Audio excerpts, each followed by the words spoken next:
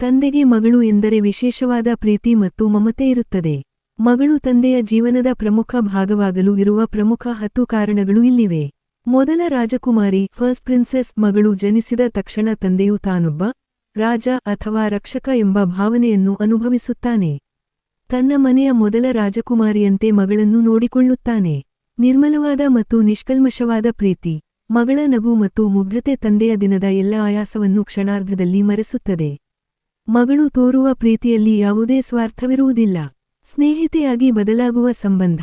ಬೆಳೆಯುತ್ತಾ ಬರುವ ಮಗಳು ತಂದೆಗೆ ಕೇವಲ ಮಗಳಷ್ಟೇ ಅಲ್ಲದೆ ಉತ್ತಮ ಸ್ನೇಹಿತೆಯಾಗುತ್ತಾಳೆ.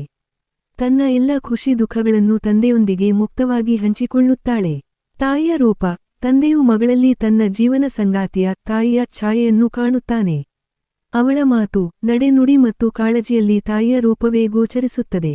ಮೃದು ಸ್ವಭಾವದ ಪ್ರಭಾವ. ಗಂಡಸರು ಸಾಮಾನ್ಯವಾಗಿ ಕಠಿಣ ಸ್ವಭಾವದವರಾಗಿರುತ್ತಾರೆ.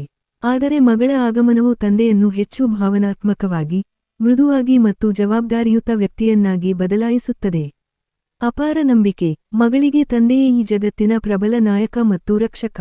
ನನ್ನಪ್ಪ ಇದ್ದಾನೆ, ನನಗೇನೂ ಆಗುವುದಿಲ್ಲ ಎನ್ನುವ ಮಗಳ ಸಂಪೂರ್ಣ ನಂಬಿಕೆ ತಂದೆಗೆ ದೊಡ್ಡ ಶಕ್ತಿಯನ್ನು ನೀಡುತ್ತದೆ.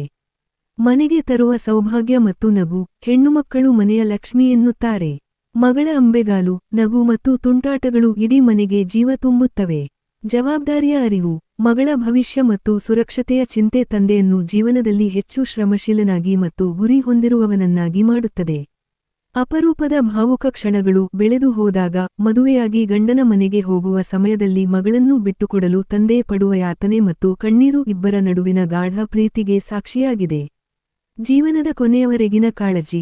ಮಗನಿಗಿಂತ ಮಗಳೇ ತಂದೆ ತಾಯಿಯರ ವೃದ್ಧಾಪ್ಯದಲ್ಲಿ ಹೆಚ್ಚು ಕಾಳಜಿ ವಹಿಸುತ್ತಾಳೆ ಮತ್ತು ಪ್ರೀತಿಯಿಂದ ನೋಡಿಕೊಳ್ಳುತ್ತಾಳೆ ಎಂಬ ನಂಬಿಕೆ ಪ್ರತಿಯೊಬ್ಬ ತಂದೆಯಲ್ಲಿರುತ್ತದೆ.